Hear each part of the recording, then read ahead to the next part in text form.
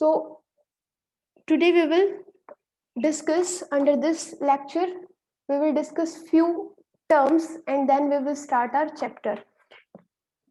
First हम discuss करेंगे what is elastic limit. Elastic limit क्या होती है. देन इस लेक्चर के अंदर हम डिस्कस करेंगे हुक्स लॉ. देखिए हुक्स लॉ जितना सिंपल है उतना ही इंपॉर्टेंट है, तो ये आप अच्छे से देखेंगे हुक्स लॉ क्या होता है. देन हम देखेंगे modulus of elasticity. Modulus of elasticity से आप क्या समझते हो, क्या होता है, एंड इट्स टाइप्स. इसके टाइप्स क्या क्या होंगे वो भी हम डिस्कस करेंगे. देन उसके बाद लास्ट टॉपिक हम जो इस यूनिट के अंदर डिस्कस करेंगे, सबसे मेन टॉपिक जो एग्जाम में हमेशा पूछा जाता है 3 मार्क्स में, स्ट्रेस स्ट्रेन रिलेशनशिप कर्व या स्ट्रेस स्ट्रेन रिलेशनशिप. इसको स्ट्रेस स्ट्रेन रिलेशनशिप कर्व भी बोलते हैं, बिकॉज जो ग्राफ आता है स्ट्रेस और स्ट्रेन के बीच में वो एक कर्व की शेप में आता है, जस्ट लाइक दिस. देखिए एक कर्व बन रहा है, तो इसलिए इस रिलेशनशिप को स्ट्रेस स्ट्रेन कर्व भी बोलते हैं या स्ट्रेस स्ट्रेन रिलेशनशिप कर्व भी बोल सकते हो. तो ये सारे टॉपिक्स हैं जो आज के इस लेक्चर में we will discuss. So let us start one by one. First is elastic limit. Elastic limit क्या होती है वो हम डिस्कस करेंगे. देखिए अब तक आप stress you have studied what is stress. Types of stress आप स्टडी कर चुके हो, नॉर्मल स्ट्रेस एंड सेकंड कौन सा था, टेंजेंशियल स्ट्रेस. ये दोनों स्ट्रेस आप स्टडी कर चुके हो. देन नॉर्मल स्ट्रेस के अंदर हमने 3 टाइप्स के स्ट्रेस डिस्कस किए थे. कौन कौन से आपके पास, टेंजाइल, कंप्रेसिव एंड तीसरा कौन सा था, हाइड्रोलिक. ये तीनों स्ट्रेस नॉर्मल स्ट्रेस के पार्ट थे, वो हमने देखा था. देन टेंजेंशियल स्ट्रेस क्या होता है, जो किसी भी सरफेस के ऊपर जो फोर्स, जब हम टेंजेंशियली फोर्स अप्लाई करते हैं तो वहां पे जो स्ट्रेस होगा रिस्टोरिंग फोर्स की वजह से, उसको हम क्या कहेंगे, टेंजेंशियल स्ट्रेस. तो ये तो हमने स्ट्रेस डिस्कस किए थे. देन उसके बाद हमने स्ट्रेन को डिस्कस किया था. स्ट्रेन क्या है, कोई भी माइक ऑन करके बता सकता है क्या, what is strain? Yes anybody, no one. Strain क्या था, चेंज इन कॉन्फ़िगरेशन, कि कॉन्फ़िगरेशन के अंदर कितना चेंज था. सपोज डेल्टा एल से आपकी जो लेंथ थी स्प्रिंग की वो चेंज हो रही थी, तो change in configuration to the original configuration, यही था. इन दोनों कॉन्फ़िगरेशंस के रेशो को ही हम क्या बोल रहे थे, स्ट्रेन. कि स्ट्रेन आपका क्या है, जनरल में अगर हम स्प्रिंग का एग्जांपल ले ले तो स्प्रिंग के एक एंड पे अगर आप लोड अटैच कर देते हो, उस केस में स्प्रिंग क्या होगा, या तो उसकी लेंथ इंक्रीज करेगी, एक्सटेंड हो जाएगी, स्प्रिंग के अंदर एक्सटेंशन क्रिएट होगा, या फिर क्या होगा, कंप्रेशन होगा. तो delta L by L normally हम स्ट्रेन स्टडी करते हैं. देन उसके बाद हम क्या स्टडी करते हैं बेटा, स्ट्रेन के टाइप्स. मैंने बताए थे आपको स्ट्रेन के टाइप्स. अगेन हमारे पास 3 टाइप्स का स्ट्रेन होगा. मैंने आपको बता दिया था लॉन्गिट्यूडिनल स्ट्रेन, मतलब जब लेंथ चेंज होती है. तो लॉन्गिट्यूडिनल स्ट्रेन क्या था, उसको भी हम क्या करेंगे, डेल्टा एल बाई एल. जब लेंथ चेंज होगी तो डेल्टा एल से या तो आपकी लेंथ इंक्रीज होगी या डिक्रीज होगी. सेकेंड टाइप का स्ट्रेन कौन सा था, वॉल्यूमेट्रिक स्ट्रेन. तो वॉल्यूमेट्रिक स्ट्रेन में क्या था, जब वॉल्यूम चेंज हो रहा है तो वॉल्यूम कितने से चेंज होगा, डेल्टा वी से इंक्रीज भी कर सकता है, डिक्रीज भी कर सकता है, तो delta V by V. And third type का स्ट्रेन हमारे पास कौन सा था, टेंजेंशियल स्ट्रेन या फिर शेयरिंग स्ट्रेन. ठीक है, इसको हमने डिनोट किया था थीटा से, और ये भी इक्वल होगा डेल्टा एल बाई एल. ठीक है, तो ये तीनों टाइप के जो स्ट्रेन थे वो भी हमने डिस्कस कर लिए थे. तो कल के लेक्चर में बस यही किया था, नॉर्मल सा है. डेफिनेशंस आप स्टडी करोगे बुक में जाके तो आपको लेक्चर क्लियर हो जाएगा, जिन्होंने कल का लेक्चर नहीं लिया था. अदरवाइज बैकअप आप लोगों के पास है, आप देख सकते हो. आज का जो टॉपिक है वो है इलास्टिक लिमिट. इलास्टिक लिमिट क्या होती है, आपको पता है इलास्टिसिटी से रिलेटेड ही है इलास्टिक लिमिट. इलास्टिसिटी क्या है, कि जब आप किसी बॉडी के ऊपर डीफॉर्मिंग फोर्स लगा रहे हो, मतलब उसके ऊपर फोर्स अप्लाई कर रहे हो. अगर आप स्प्रिंग का केस ले लो तो यहाँ पे at the one end of the spring आपने कोई मास अटैच किया हुआ है और जो डाउनवर्ड डायरेक्शन में इस स्प्रिंग के ऊपर फोर्स लग रहा है वो कितना लगेगा, F इक्वल टू mg, यही फोर्स लगेगा। तो इसको आप अप्लाइड फोर्स भी बोल सकते हो और यू कैन से इसको आप डीफॉर्मिंग फोर्स भी बोलते हो।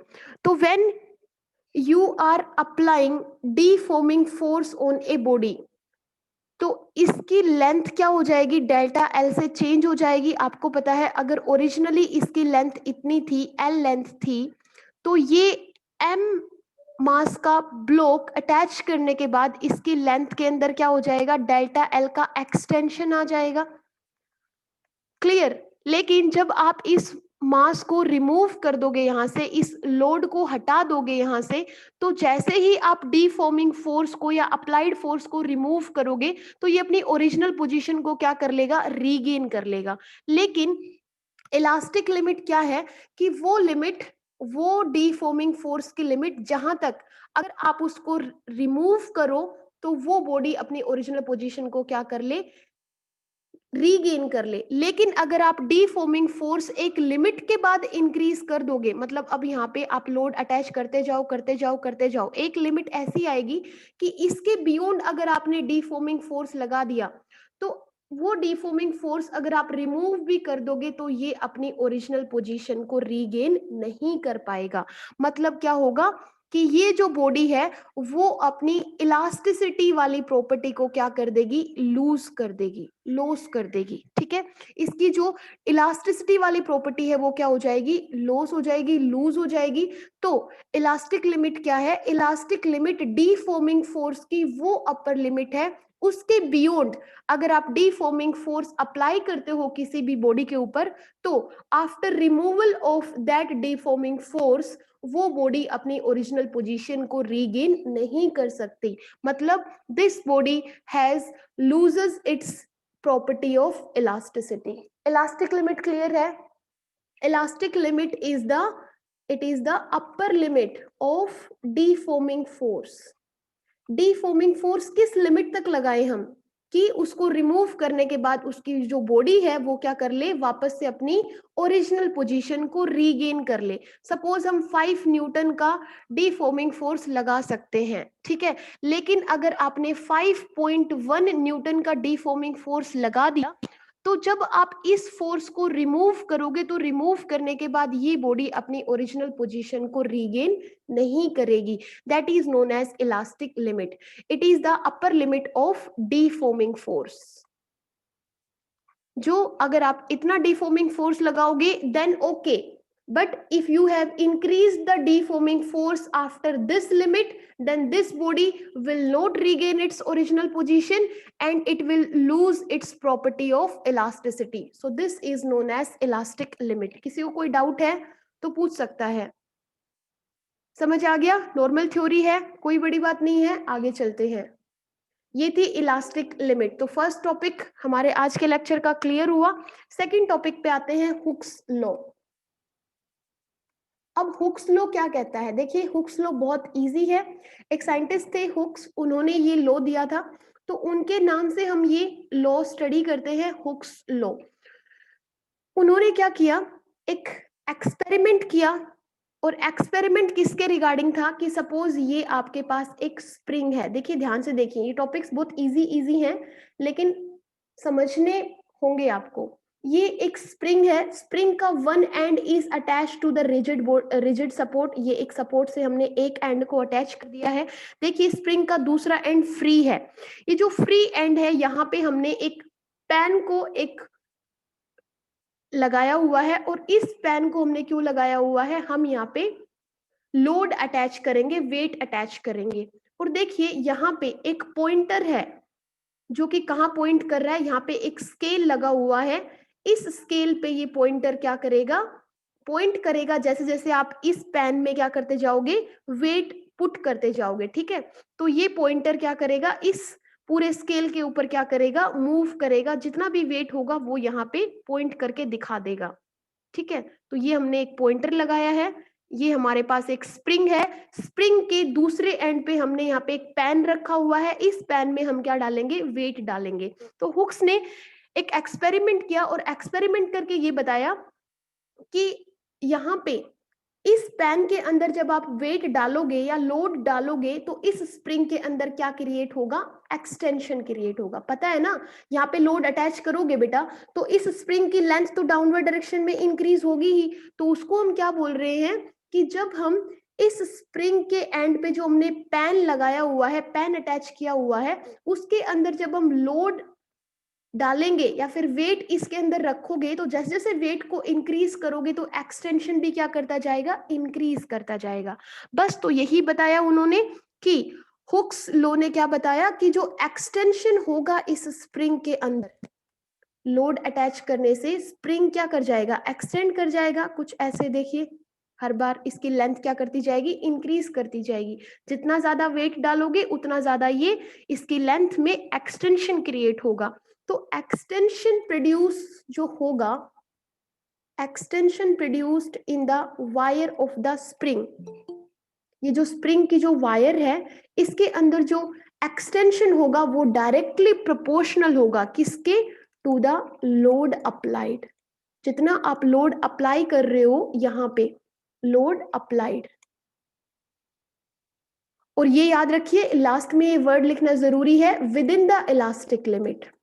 मतलब जो यहाँ पे आप लोड लगा रहे हो ना वो इलास्टिक लिमिट के अंदर होना चाहिए। मतलब जब आप उस लोड को रिमूव करो तो ये वापस से अपने ओरिजिनल पोजीशन को रीगेन कर ले। तो जो लोड अप्लाई कर रहे हो within the elastic limit. तो हुक्स लॉ क्या बोलता है, Hooke's law states that when we are attaching the load to the one end of the spring, in that case the extension produced in the wire of the spring is directly proportional to the load applied। कि जितना आप load apply करोगे उतना ही ज्यादा क्या होगा, extension. जितना कम करोगे उतना कम एक्सटेंशन। ठीक है, लेकिन ये प्रोसेस किसके अंदर होगा, इलास्टिक लिमिट के अंदर होगा। कि ऐसा ना हो कि आप इतना ज्यादा लोड अप्लाई कर दो कि ये जो आपके पास स्प्रिंग है ये अपनी ओरिजिनल पोजीशन को रीगेन ही ना करे। तो ये इलास्टिक लिमिट के अंदर होना चाहिए ये एक्सपेरिमेंट। तो हुक्स लॉ क्या बताता है, हुक्स लॉ बताता है कि extension is directly proportional to load applied. किसी को कोई दिक्कत यहां तक? अब एक चीज देखिए, लेटर ऑन ये देखा गया कि यहाँ पे ये जो हुक्स लॉ है इसकी एक मॉडिफाइड स्टेटमेंट दी गई और मॉडिफाइड स्टेटमेंट में ये देखा कि with in the elastic limit ये जो एक्सटेंशन और लोड है इसको रिप्लेस कर दिया किससे, स्ट्रेस और स्ट्रेन से। Stress is directly proportional to strain. Later on जो मॉडिफाइड स्टेटमेंट थी हुक्स लॉ की, according to the modified statement of Hooke's law within the elastic limit stress is directly proportional to strain. Stress देखिए क्या है, एक तरह से force है, और स्ट्रेन क्या है, एक तरह से चेंज इन लेंथ। मतलब फोर्स लगाने से जो लेंथ में चेंज हुआ है या फिर जो कॉन्फ़िगरेशन में चेंज हुआ है तो उसको हम क्या बोल रहे हैं, चेंज इन कॉन्फ़िगरेशन को आप ये समझ सकते हो हम स्ट्रेन बोल रहे हैं। और स्ट्रेस क्या है, जो आप क्या कर रहे हो वो लोड अप्लाई कर रहे हो। तो modified statement of Hooke's law states that stress developed is directly proportional to the strain produced in the body। कि स्ट्रेस जो है वो किसके डायरेक्टली प्रोपोर्शनल है, स्ट्रेन के डायरेक्टली प्रोपोर्शनल है। और यहां से बेटा इस प्रोपोर्शनलिटी को रिमूव करेंगे तो यहां से हमारे पास आएगा stress is equal to E into strain.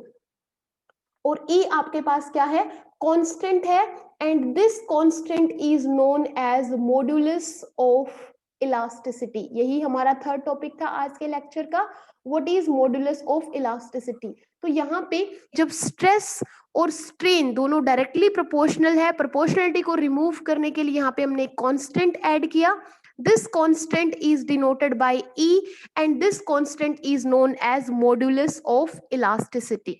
ठीक है, तो यहाँ पे हमने हुक्स लॉ को भी स्टडी कर लिया और मॉड्यूलस ऑफ इलास्टिसिटी क्या होता है उसको भी स्टडी कर लिया। तो Hooke's law exam point of view से इंपॉर्टेंट नहीं है, बट आपके पास जो हम मॉड्यूलस ऑफ इलास्टिसिटी स्टडी करेंगे वो इंपॉर्टेंट है। तो मॉड्यूलस ऑफ इलास्टिसिटी का जो बेस है वो हुक्स लॉ से ही आता है।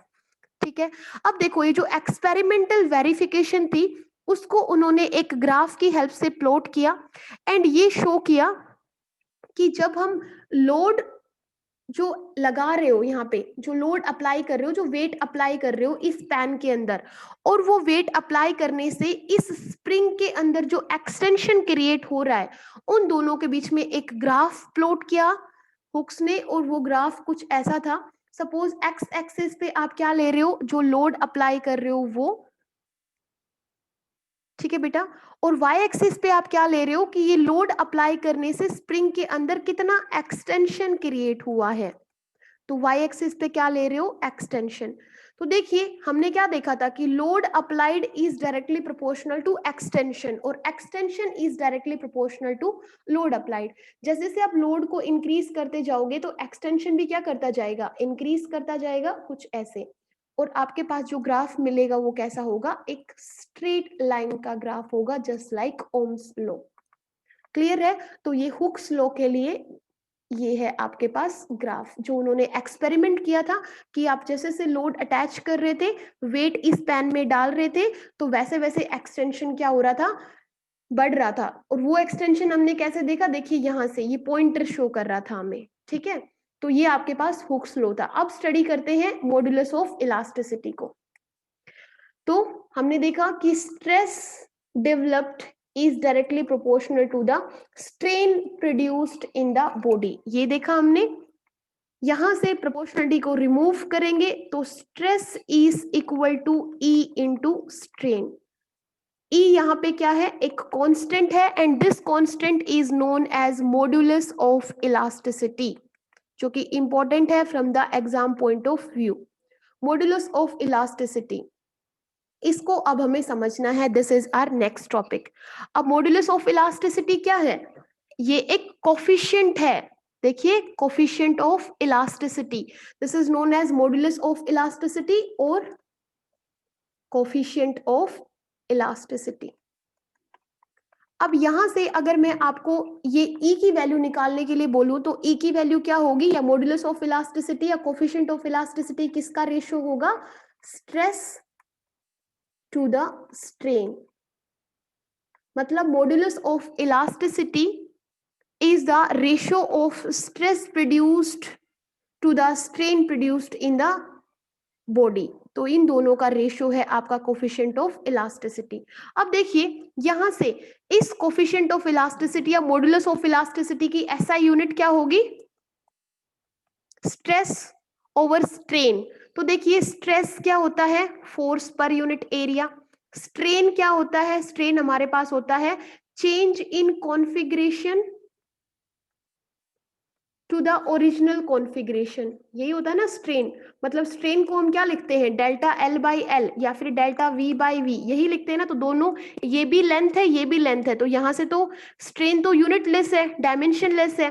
तो मतलब जो इलास्टिसिटी, मॉड्यूलस ऑफ इलास्टिसिटी की जो यूनिट्स होंगी वो सेम होंगी जो आपकी स्ट्रेस की यूनिट होगी। तो स्ट्रेस की यूनिट क्या है, SI unit, Newton per metre square. तो मॉड्यूलस ऑफ इलास्टिसिटी की SI यूनिट भी क्या होगी, Newton per metre square. Dimensional formula भी निकाल सकते हो, न्यूटन होता है फोर्स का m1 L1 T माइनस 2, और मीटर मतलब लेंथ, तो ये हो गया लेंथ का स्क्वायर। इसको करोगे तो m1 L minus 1 T minus 2। Clear है। अब ये था मॉड्यूलस ऑफ इलास्टिसिटी जिसको हम E से डिनोट कर रहे थे। ये रेशियो है स्ट्रेस और स्ट्रेन का, और इसकी SI यूनिट है newton per metre square, and its dimensional formula is m1 L minus 1 T minus 2।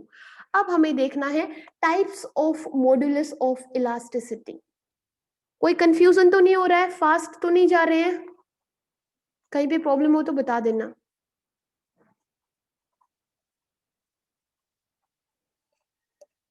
Next is types of modulus of elasticity।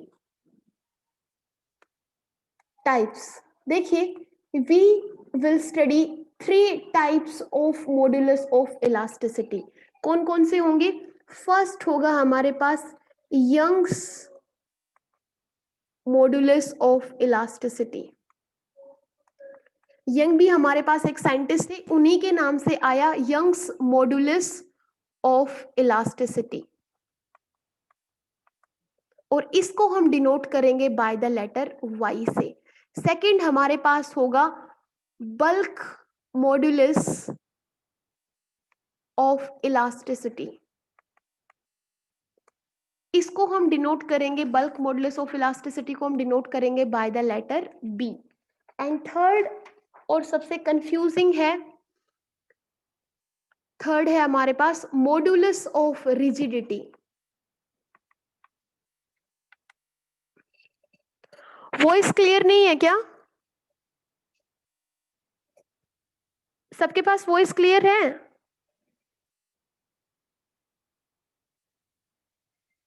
Clear है बेटा? तनु आप एक बार दोबारा से रिज्वाइन कर लो।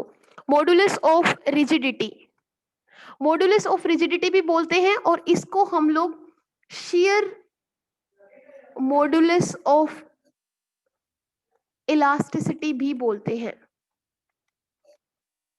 और इसको हम डिनोट करते हैं बाय द लेटर जी से।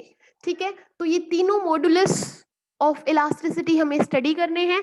देखिए यहां से आपका 3 मार्क्स का क्वेश्चन फ्रेम होता है इस टॉपिक से और मोस्टली पूछा जाता है, सो इसको ध्यान से स्टडी करेंगे। तो पहले फर्स्ट टाइप को स्टडी करते हैं, यंग्स मॉडुलस ऑफ इलास्टिसिटी। मैंने आपको बताया यंग भी हमारे पास एक साइंटिस्ट थे, उन्हीं के नाम से आया है यंग्स मॉडुलस ऑफ इलास्टिसिटी।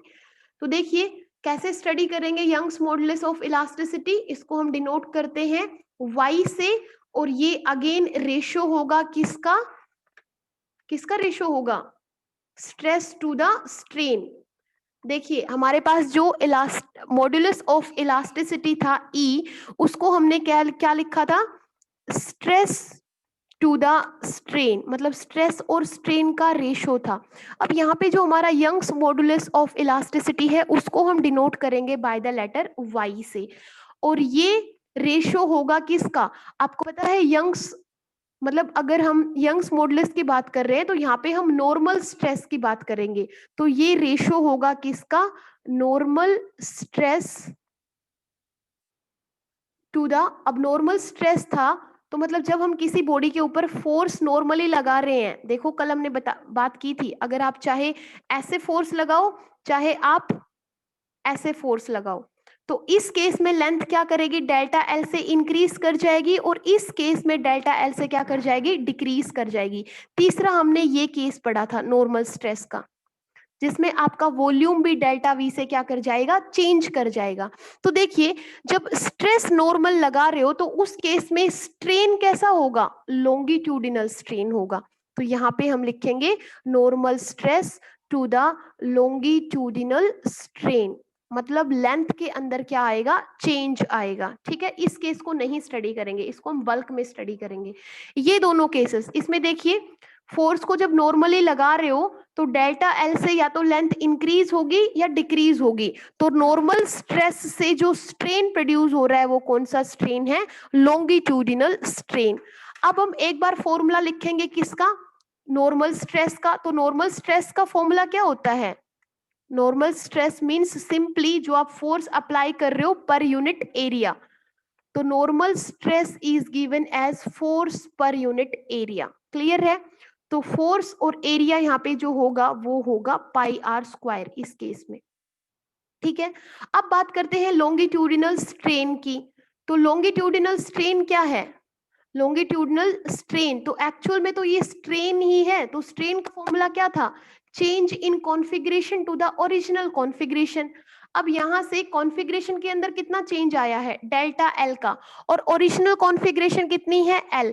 बस ये आपके पास नॉर्मल स्ट्रेस है, ये लॉन्गिट्यूडिनल स्ट्रेन है, दोनों को डिवाइड कर दीजिए तो वाई क्या आएगा, नॉर्मल स्ट्रेस मतलब force per unit area divided by longitudinal strain. Longitudinal strain क्या है हमारे पास, डेल्टा एल बाय एल। इसको चेंज करोगे तो ये आपके पास होगा F L divided by pi r square delta L. This is known as Young's modulus of elasticity. कोई डाउट किसी को, किसी को भी कुछ समझ ना आया हो तो पूछ लीजिए। कर लोगे, कोई डिफिकल्ट नहीं है। बस मैंने आपको कल भी बताया था, ये जो नॉर्मल स्ट्रेस स्ट्रेन जो हम स्टडी कर रहे हैं, ये बहुत इंपॉर्टेंट है आपके लिए। आपको लग रहा होगा कि पता नहीं क्या है, लेकिन आप देखिए सब कुछ इन्हीं की वजह से है, सारी डेरिवेशन हम इनके बेस पे ही स्टडी कर रहे हैं। कोई डाउट तो नहीं है? मूव ऑन करें आगे। ओके, अब देखें जो यंग्स मॉडुलस है इसकी यूनिट क्या होगी? यंग्स मॉडुलस y की यूनिट क्या होगी? यहां से देखिए डेल्टा एल ओवर एल, ये तो एक दूसरे को कैंसिल आउट कर देंगे, कोई यूनिट नहीं होगी, ये डायमेंशनलेस होंगे। तो अगेन जो फोर्स पर यूनिट एरिया है वही हमारी यूनिट होगी।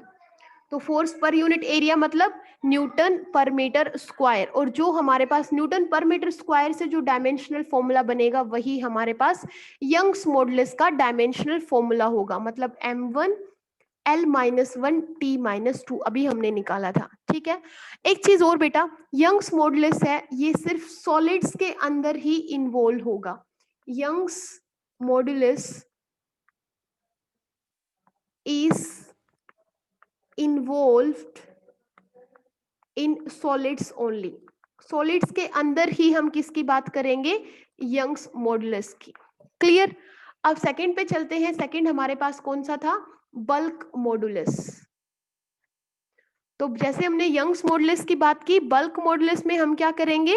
वॉल्यूम की बात करेंगे। ठीक है, जब आपने कल हाइड्रोलिक स्ट्रेस की बात की थी ना, कि फ्लूइड से प्रेशर लगा के किसी एक बॉडी का वॉल्यूम डेल्टा वी से क्या करा दिया था? चेंज करा दिया था। सेम वैसे ही आज हम किसकी बात करेंगे? बल्क मॉडुलस की बात करेंगे। तो second type of elasticity, modulus of elasticity कौन सा है? वो है हमारे पास बल्क मॉडुलस। तो ये है बल्क मॉडुलस ऑफ इलास्टिसिटी। देखिए जितनी जितनी लेंदी यूनिट है उतनी ही इजी यूनिट है, इसको हम डिनोट करेंगे बी से। अब यहाँ पे जो आपके पास बल्क मॉडुलस ऑफ इलास्टिसिटी होगा बी, वो किस किस का रेशो होगा? अभी हमने y जो किया था वो तो normal stress to the volume, normal stress to the longitudinal strain था। तो यहाँ पे अब देखिए जब हम वॉल्यूम किसी बॉडी का चेंज कर रहे हैं तो भी हम जो फोर्स लगाएंगे वो कैसा लगाएंगे? बॉडी के साथ कितने डिग्री का एंगल बनाएगा? 90 डिग्री का ही एंगल बनाएगा ना। सपोज ये आपके पास एक बॉडी है जिसका वॉल्यूम कितना है v, आपने इसके ऊपर नॉर्मली फोर्स लगाया एट एवरी पॉइंट, ये तो हमने कुछ ही फोर्सेस बनाए हैं। अगर आप हर पॉइंट पे इस पे फोर्स लगा रहे हो तो ये देखिए सपोज ये फोर्स है, तो ये इस बॉडी की सरफेस के साथ कितना एंगल बना रहा है? 90 डिग्री का। दैट मीन्स ये जो फोर्स है ये कैसा फोर्स है? नॉर्मल फोर्स है। और फोर्स को ही हम तो एक तरह से क्या बोल रहे हैं? Normal force per unit area, यही हमारे पास क्या होता है? स्ट्रेस। तो यहाँ पे जो स्ट्रेस है वो क्या है? नॉर्मल स्ट्रेस है। तो ये अगर आप फोर्स देखिए इनवर्ट डायरेक्शन में लगा रहे हो तो इसकी वजह से इसका जो वॉल्यूम होगा वो देखिए डिक्रीज हो गया, और डिक्रीज होके ये हो गया। पहले ओरिजिनली वॉल्यूम कितना था? v, अब क्या होगा? इसका वॉल्यूम कम हो गया है। कितना कम हो गया है? डेल्टा v से कम हो गया है, मतलब इसका वॉल्यूम रेड्यूस हो गया है। कितना रेड्यूस हुआ? Delta v। तो ओरिजिनल में से अगर हम डेल्टा v माइनस कर दे तो ये इस छोटे स्फीयर का वॉल्यूम आ गया है। तो बल्क मॉडुलस क्या होगा? आपने स्ट्रेस लगाया, कैसा स्ट्रेस लगाया? नॉर्मल स्ट्रेस, और उस स्ट्रेस के अप्लाई करने से जो बॉडी के अंदर स्ट्रेन प्रोड्यूस हुआ, कौन सा स्ट्रेन था? Volumetric strain. तो ये है हमारे पास normal stress to the volumetric strain. Again normal stress का फॉर्मूला लिखेंगे, वॉल्यूमेट्रिक स्ट्रेन का फॉर्मूला लिखेंगे। नॉर्मल स्ट्रेस का फॉर्मूला क्या होता है? Force per unit area. Volumetric strain का फॉर्मूला क्या होगा? Change in volume to the original volume. Clear है? इन दोनों का रेशो ले लीजिए। तो ये आपके पास क्या होगा? F ओवर A ओवर, यहाँ पे माइनस साइन लगाएंगे। माइनस साइन क्यों? क्योंकि वॉल्यूम डिक्रीज हुआ है नॉर्मल स्ट्रेस लगाने से।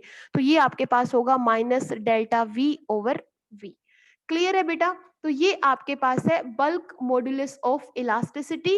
तो यहाँ से ये दोनों तो एक दूसरे को कैंसिल आउट कर देंगे, क्योंकि डेल्टा वी मतलब वॉल्यूम के अंदर चेंज और वॉल्यूम दोनों के यूनिट सेम होंगी, एक दूसरे को कैंसिल आउट कर देंगे। तो again bulk modulus of elasticity की ऐसा यूनिट क्या होगी, फोर्स पर यूनिट एरिया, मतलब Newton per metre square.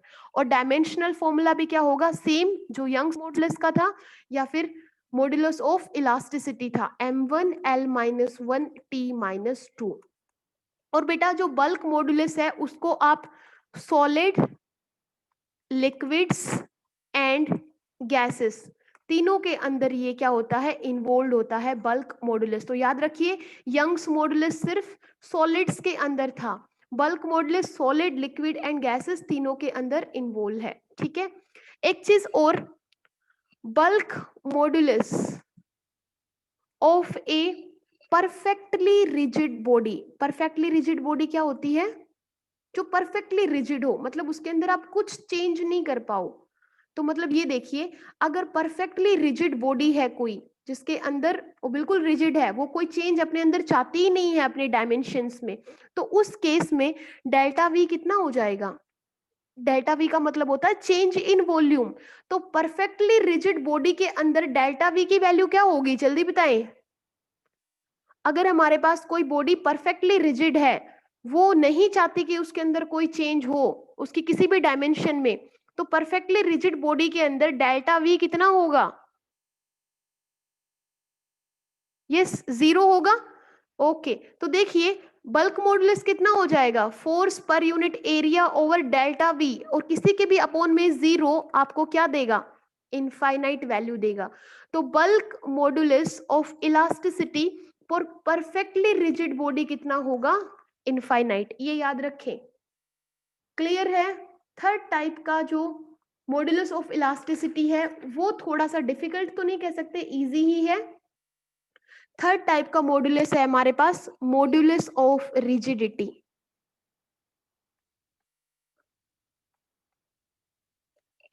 Modulus of rigidity, और we can say shear modulus of elasticity. इसको हम डिनोट करते हैं किससे, बाय द लेटर जी। इसके लिए मैं फटाफट एक डायग्राम प्लॉट कर रही हूँ। ये देखिए, हम जो हमने कल शेयरिंग स्ट्रेन स्टडी किया था सेम वही है आपके पास। ये देखिए, ये हमने, ये हमारे पास एक क्यूब है, क्यूब के ऊपर जो हम फोर्स लगा रहे हैं, ये देखिए क्यूब की ये 6 फेजेस है। ठीक है, ये अगर हम इसको नेमिंग कर दें तो ए बी सी, ये आपके पास डी है, ये ई है, ये आपके पास एफ है, ये जी है और ये एच है। तो मैंने आपको कल बताया था कि ये वाला जो फेज है, ये वाला जो फेज है, इसको हम क्या रखेंगे, फिक्स रखेंगे, मतलब इसके अंदर कोई ये लेफ्ट राइट नहीं होगा। हम जो फोर्स लगा रहे हैं वो अलोंग द टेंजेंट लगा रहे हैं। ऐसे सपोज ये आपके पास सर्कल है और सर्कल के इस जो टेंजेंट होगा वो कुछ ऐसे होता है, इसकी सरफेस से टच करते हुए एक लाइन ड्रॉ करते हैं, that is known as tangent. तो यहाँ पे भी जो फोर्स लग रहा है वो फोर्स कैसे लग रहा है, along the tangent to the surface of the cube। तो ये फोर्स क्या करेगा, इस वाली सरफेस को अपने साथ मूव करेगा। समझ रहे हो ना, मतलब भाई ये क्या करेगा, इस सरफेस को आगे की तरफ पुल करने की कोशिश करेगा अपने साथ, और पुल करने की वजह से अभी जो इसकी शेप होगी वो देखिए ये कुछ ऐसे हो जाएगी। ये सरफेस जो जीई फेस जीई थी वो यहाँ पे आ गई शिफ्ट होके। ठीक है, ऐसे। तो अब इसको हम क्या लिखेंगे, इसको हम लिखेंगे जी डैश और इसको लिखेंगे ई डैश। मतलब ये हमने फोर्स लगाया, तो फोर्स ने, ये टेंजेंशियल फोर्स था अलोंग द टेंजेंट, इसने क्या किया, इस फेज को, इस वाले ये जी ई एफ एच की बात कर रही हूं मैं, इसको अपने साथ पुल कर लिया, और पुल करने से जो जी ई यहाँ पे था, इसकी लोकेशन ये थी, अब यहाँ आ गई है। मतलब ये डेल्टा एल से क्या हो गई है, शिफ्ट हो गई है। अगर इसकी सारी लेंथ हम ये मान ले कि एल है, तो ये जो फेज है वो डेल्टा एल से आगे की तरफ शिफ्ट हो गई है। ऐसे ही ये वाला जो एफ एच है वो भी अब यहाँ ना रह के आगे की तरफ शिफ्ट हो गया होगा, ऐसे इतना आगे ये शिफ्ट हो गया, ठीक है। ऐसे ही ये एफ बी, इन दोनों को ज्वाइन कर दीजिए और इसकी देखिए कुछ ऐसे शेप बन गई है, ठीक है। तो अब यहाँ पे ये जो एंगल है वो कितना है, थीटा है। लास्ट टाइम में हमने बात की थी कि ये एंगल कितना है, थीटा, और इस थीटा की वैल्यू क्या होगी, ये जो डेल्टा एल है, delta L divided by total length L, ये थीटा की वैल्यू थी। और इसको हमने क्या बोला था, शेयरिंग स्ट्रेन बोला था। तो यहाँ से जो जी की वैल्यू होगी वो क्या होगा, स्ट्रेस ओवर स्ट्रेन। तो यहाँ पे स्ट्रेस कैसा है, नॉर्मल स्ट्रेस है या टेंजेंशियल स्ट्रेस है, ये है हमारे पास टेंजेंशियल स्ट्रेस, ठीक है। डिवाइडेड बाय हमारे पास स्ट्रेन कैसा है ये, तो ये हमारे पास स्ट्रेन है, शेयरिंग स्ट्रेन। क्लियर है बेटा। यहां से जो टेंजेंशियल स्ट्रेस है उसका फॉर्मूला क्या होगा, फोर्स पर यूनिट एरिया ही होगा। और यहां से हमारे पास शेयरिंग स्ट्रेन को हम किससे डिनोट करते हैं, थीटा से, और थीटा की वैल्यू को रिप्लेस कर दीजिए, तो ये हमारे पास होगा force per unit area to the delta L by L. तो ये हमारे पास आ गया क्या, मॉड्यूलस ऑफ रिजिडिटी और शेयर मॉड्यूलस ऑफ इलास्टिसिटी, जिसको हम डिनोट कर रहे हैं जी से। इसकी भी वैल्यूज देखें, डेल्टा एल से डेल्टा एल से एल की यूनिट्स कैंसिल आउट हो जाएंगी, तो again force per unit area से हम ऐसा यूनिट निकालेंगे जो होगी न्यूटन पर मीटर स्क्वायर, और डायमेंशनल फॉर्मूला होगा m1l-1t-2। क्लियर है। तो अब देखिए यहाँ पे जो मॉड्यूलस ऑफ इलास्टिसिटी जो हमारा टॉपिक था वो क्या हुआ, खत्म हुआ। तीनों टाइप्स के मॉड्यूलस हमने देख लिए हैं।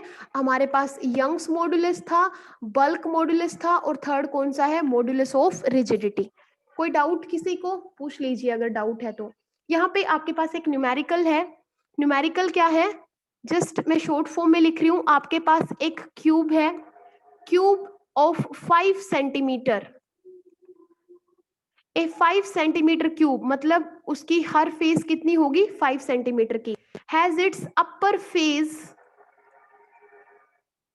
फेस इज डिस्प्लेस्ड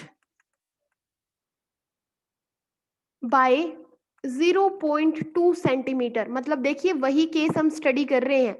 ये देखिए जो इसका अपर फेस है वो क्या हो गया है, ये तो गड़बड़ हो गया। देखिए अभी जो मैंने बात की थी ना, ये वाला डायग्राम बनाया था,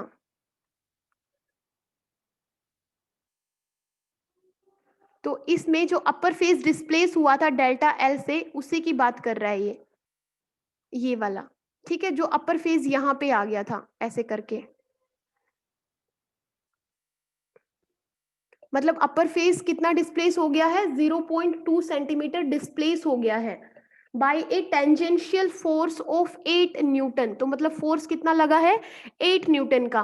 कैलकुलेट द शेयरिंग स्ट्रेन, आपको क्या निकालना है, शेयरिंग स्ट्रेन निकालना है, मतलब थीटा की वैल्यू निकालनी है, शेयरिंग स्ट्रेस भी निकालना है आपको, एंड मॉडुलस ऑफ रिजिडिटी भी निकालना है, ठीक है। तो देखिए लेंथ कितनी है, 5 सेंटीमीटर, इसके मीटर्स में कन्वर्ट करेंगे तो 100 करेंगे, मतलब 5 इंटू 10⁻⁻2 मीटर हो गई लेंथ।